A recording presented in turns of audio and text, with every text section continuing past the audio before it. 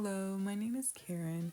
For my Caribbean Culinary Experience project, I will be baking a bizcocho mojadito, which is a Puerto Rican sponge cake.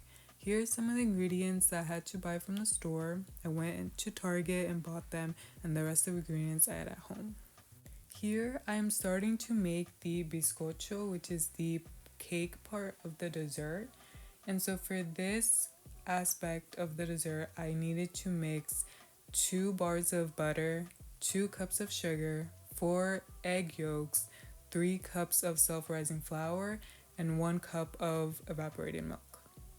Meanwhile, I'm making the bizcocho. I'll give some background on Puerto Rico and its history, specifically dating from 19th century all the way to present. And this has ties with colonialism, which also connects back to the origin of this dessert, which I'll be discussing about it later on. First, Puerto Rico was a Spanish colony until 1898. In 1898, the United States began military occupation in Puerto Rico along with other islands in the Caribbean, such as Cuba. This was built up from U.S. increasing desire to have power over the region, especially with Puerto Rico's economy, which is mainly sugar. The U.S. occupied Puerto Rico for 2 years with several colonial constitutions throughout that time frame that led to the final negotiation of their colonial relationship, which is what is now the present. Currently, right now, Puerto Rico is a territory of the United States. Now I will be going over the history of the dessert bizcocho mojadito. So this is a traditional Puerto Rican sponge cake, which bizcocho mojadito translates to wet cake. This is similar to another popular dessert in Latin America known as tres leches cake. Bizcocho mojadito is the Puerto Rican version of this dessert with similar characteristics of being soaked with ingredients such as evaporated milk. Since bizcocho mojadito originated from tres leches cake, I will be tracing back the origins of this dessert tres leches, which this connects back to colonization, similar to Puerto Rican's history. Tres leches was created in Nicaragua, but its roots goes back to Britain around 500 years ago, where the culinary technique of soaking sweet cake in liquid became popular. It was a way to preserve leftover cake. Before I continue talking about the history of bizcocho mojadito, I'll explain how I made the syrup to soak the cake as shown. The ingredients for the syrup are 2 cups of water, 1 cup of sugar, 1 teaspoon of almond extract, and 2 tablespoons of brandy. And these I had to heat up on medium to high heat until they were completely dissolved. Once the syrup was ready, I let it cool for around 5 to 10 minutes before pouring it evenly on the cake.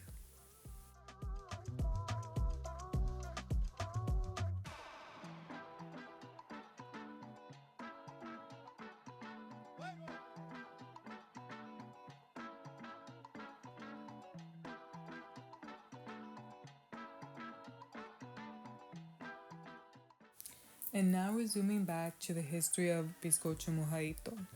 During the 1600s, the British Empire's colonization era brought this technique to different parts of the world, such as in Jamaica and Nicaragua. For example, Jamaica's rum-soaked black cake and Nicaragua's tres leches cake. During this colonial period, especially in the Caribbean, there was a lot of intercultural exchange among the colonizers and natives of the land. New recipes were created from this exchange as products from the home countries were combined with the techniques that were brought from the colonizers. Now I'm making the final part of the dessert, which is the decoration aspect. So right now I am making the whipped icing. The ingredients for this icing are 2 cups of water, 1 cup of sugar, half teaspoon of lemon zest, and 4 egg whites.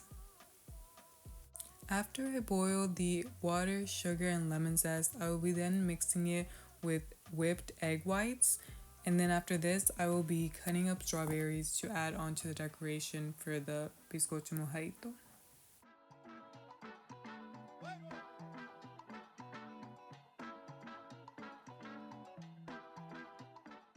As I am applying the decorations on the now cooled bizcocho mojadito, I'll go over how this recipe reflects gendered experiences in Puerto Rico. I connected the gendered experiences of women in Puerto Rico with 2 different social aspects. The private sphere and the public sphere. In the private sphere in Puerto Rico, women traditionally had domestic labor that included being caretakers and working at homes. That meant that cooking and baking became essential for them to partake in. Now, due to this, women were exploited and were viewed as inferior to men as they were forced to a patriarchal structure and in privacy, with few control over the outcomes, especially in the public and political sphere. However, moving forward in the public sphere, women were able to take their traditional domestic tasks and turn it into resilience, especially out of the private sphere and into the public and political aspect of society. In Puerto Rico, women were central to a political party's fundraising. For instance, women supporters of a party would prepare traditional Puerto Rican foods, such as snacks and desserts, and then sell them to raise funds for the party. This has a direct tie with the Puerto Rican Independence Party in the 1900s, where there were many women activists and organizers that were part of this party.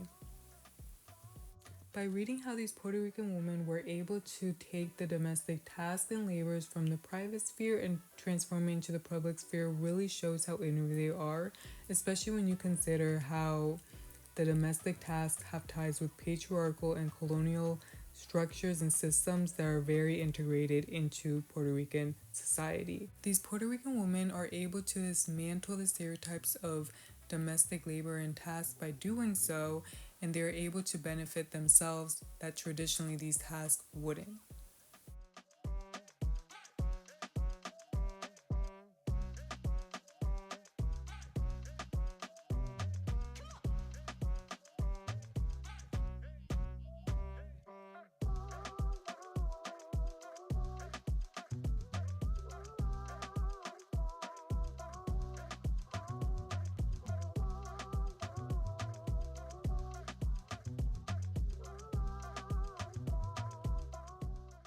For the last part of this video, I will just be stating my final reflection of doing this whole project and baking bizcocho mojadito. I really enjoyed learning the history of this dessert, bizcocho mojadito, especially how it ties back to tres leches cake, which is a dessert that I often have and was not expecting that it would have this correlation. Even if it connects back to colonization, unfortunately, it still demonstrates their strong culture and resilience in creating new recipes by making their own, incorporating their own style. This is seen with how they are able to incorporate local products with the recipe of a different country or a different tradition and produce a new dish. Some of the pitfalls of doing this recipe and this dessert was that it was my first time creating a soaked cake. So it was difficult knowing if I was doing the right thing, especially because of the recipe that I was following was worded rather than having videos attached. So I did have to resort to videos for such as the egg whites, knowing if I whipped them right, and then the syrup if it was the right consistency. So that was a bit difficult, but it was still not too much where it made it not fun. It was still enjoyable.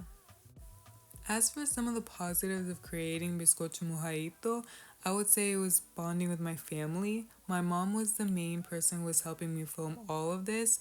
My brother and sister did film some parts of it, so I really did enjoy having them around me while I was baking this cake.